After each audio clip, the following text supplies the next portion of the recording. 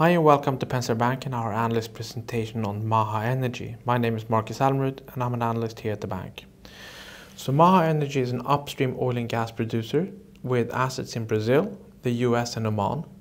The share is around 930 and the market cap is around $130 million. There's been significant changes to the company and asset base over the past couple of months. And we're here to talk about what this could mean and also to give a first indication of potential value of the new MAHA. So let's start with the summary of the changes and announcements that we've seen. So in September, Starboard, a Brazilian investment company, came in as key owner as it bought a 10% stake of the company from Qualitena AB, which was the previous main owner. They since then gradually increased ownership and is now at around 20%. In the beginning of November, the composition of the board changed and the managing director from Starboard took over as chairman, and the day after, the management was changed and a new CFO and CEO took the reins. In the beginning of December, two things were announced.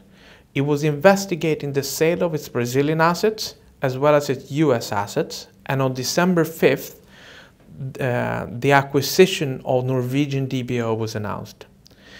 In mid-December, it carried out a capital raise, bringing in $19 million after fees. And finally, at the end of December, it announced the divestment of MAHA Brazil, which includes T in Tartaruga for $138 million with a potential earnout of $36 million. So none of these transactions are finalized.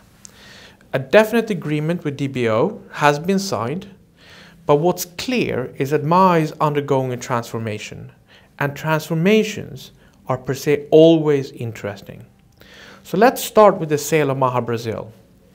If we add the cash at the end of Q3 with the proceeds from the capital increase and the sale of MAHA Brazil, and we deduct the debt, it brings us to net cash of around $120 million, which is almost equal to the market cap, which in turn takes down the risk significantly. If we continue with DBO, so MAHA plans to acquire DBO, paying with newly issued shares. Post the transaction, DBO will own about 20% of MAHA.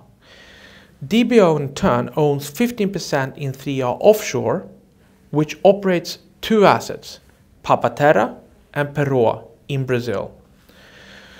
The transfer price to DBO is about 0.4 times 1P reserves and 0.2 times 2P reserves.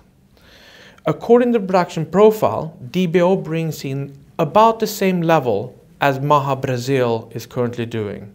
So it's a 1-to-1 more or less. The operational risk is a lot lower. So the wells are operated by 3R Offshore, and the profile is not based on the same explosive growth as we've seen in MAHA Brazil. So the wells are not exploratory, which has previously been the case for most of MAHA's wells. They're more mature.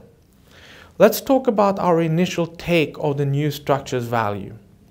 So there are three parts: the cash, the remains of MAHA, and the assets that are coming with DBO.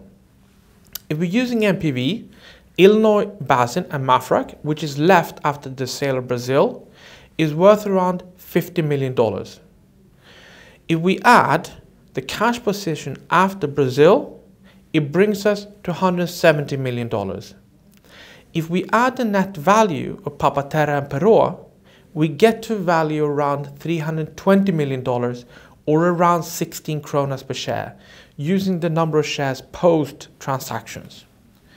If we put this differently, we have a share where the downside is limited because of the cash position, and where the new assets will more or less replace the production levels that are sold, lower risk and still significant upside.